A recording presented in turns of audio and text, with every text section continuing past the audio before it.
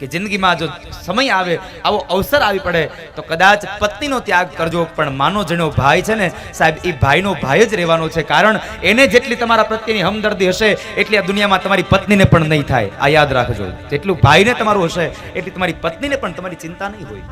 માટે ભાઈને ન છોડશો ક્યારેય, ભાઈઓથી જુદા ન થશો. સંયુક્ત પરિવારમાં રહેવાના સંકલ્પો કરો, સાથે રહેવાના પ્રયત્નો કરો, અને સાથે રહેશો ને એમાં તમારા પરિવારની, તમારા કુળની ઉન્નતિ હશે સાહેબ. સમાજ તમારામાંથી નોંધ લેશે. રામચરિત માનસ એમ કહે છે, ભેગા રહ્યો.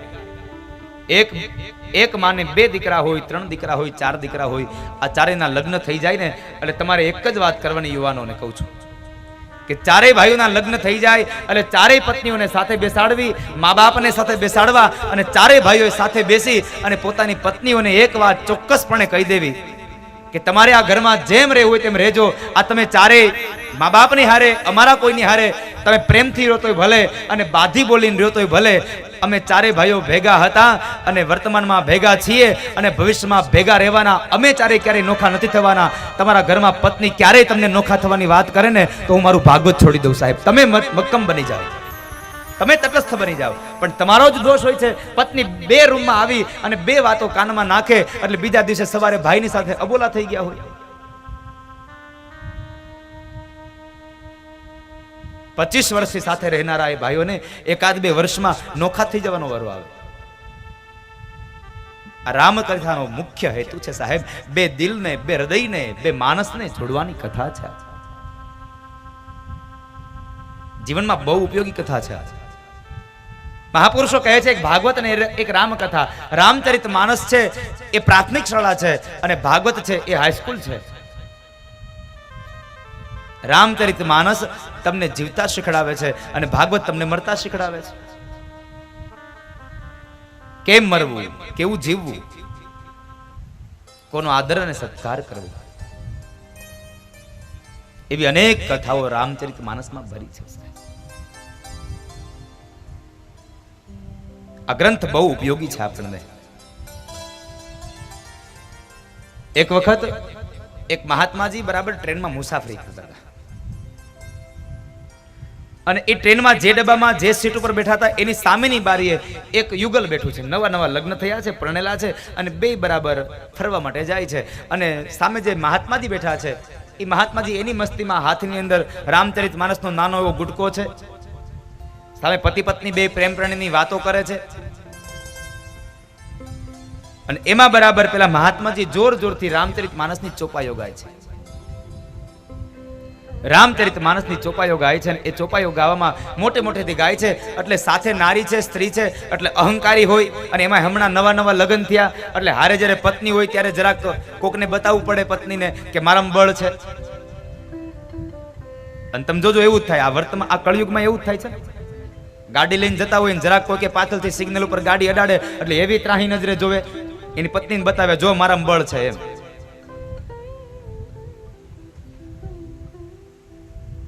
અહીંયા પત્ની સાથે છે એટલે પેલા મહાત્માજીને કહે છે, એ મહારાજ તમારે ગાવું હોય તો મનમાં ગાવ, આ તમારી ચોપાઈઓ અમારે નથી સાંભળવી, અમને અમારી વાતોમાં ડિસ્ટર્બ થાય છે. મહારાજ મૌન થઈ ગયા, મનમાં વાત હતા. વળી પાછો શું રંગ ચડ્યો અને મહારાજે વળી પાછી ચોપાઈ ગાય, વળી પાછી ચોપાઈ જોરથી ગાવા લાગ્યા. એટલે વળી પાછો પેલો યુવાન બોલે છે, મહારાજ તમને કેટલી વાર ના પાડવી, અને તમારે જો ગાવાનું બંધ ન કરવું હોય તો જાઓ બીજા ડબ્બામાં વયા જાઓ, બીજી જગ્યાએ બેસો.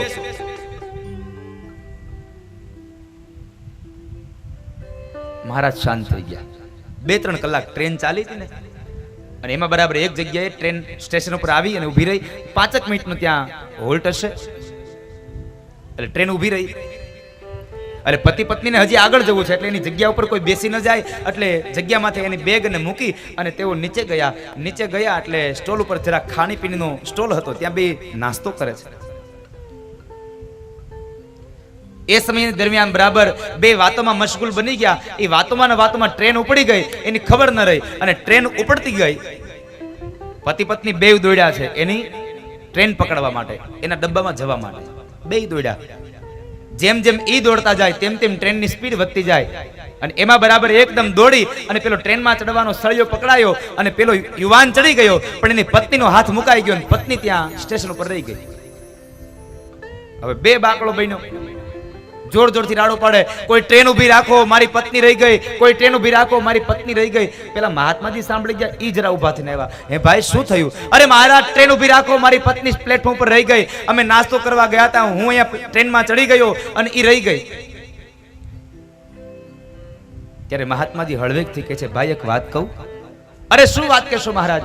અરે સાંભળ તો ખરો. હું જ્યારે રામચરિત માનસની ચોપાઈઓ ગાતો હતો ને, એ ચોપાઈ તે સાંભળી હોત ને તો તારી પત્ની આજ રેલવે સ્ટેશન ઉપર ન હોત. કારણ રામચરિત માનસમાં જ્યારે ભગવાન રામને વનવાસ મળ્યો ને, ત્યારે સરયુ અહીંયા ગંગા નદીના સામે કિનારે જવાનું હતું અને કેવટની નાવ માગીને ત્યારે સૌથી પહેલા રામ નહોતા બેઠા, એને હાથ પકડીને પેલા જાનકીને બેસાડ્યા. જો આ કથા તે સાંભળી હોત તો તું પેલા ન ચડ્યો, તારી પત્નીને પેલા ચડાવી હોત, તે પેલા તારી પત્નીને બેસાડી હોત. તે રામચરિતનો માણસનો મહિમા બહુ અદ્ભુત છે સાહેબ.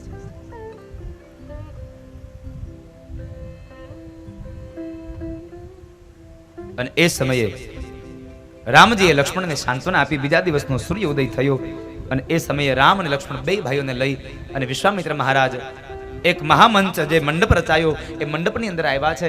માનસકાર એમ કહે છે, મહાપુરુષો કહે છે કે એક સાથે 10,000 રાજાઓ બેસી શકે એવડી મોટી વ્યવસ્થા કરી હતી રાજા જનકે. મહામંચ રચ્યો અને મંચની મધ્યમાં એક મંચ ઉપર ભગવાન શિવનું ધનુષ્ય પડ્યું છે. એ ભગવાન શિવનું ધનુષ્ય છે. એ સમયે રાજા જનકે ઘોષણા જાહેર કરી.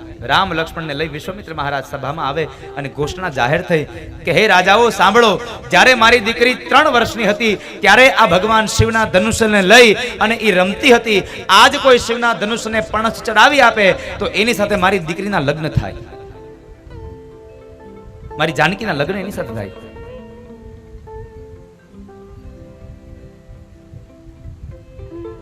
અને એ સમયે એક પછી એક રાજાઓ આવે છે, પણ માં જાનકીએ ભવાનીની પ્રાર્થના કરી. માં ભવાનીને પ્રાર્થના કરે છે, જય જય ગિરિવર રાજ કિશોરી, જય મહેશ મુખ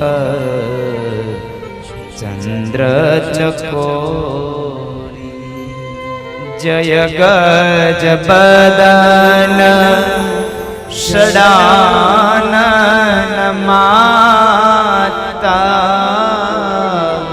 જય ગજ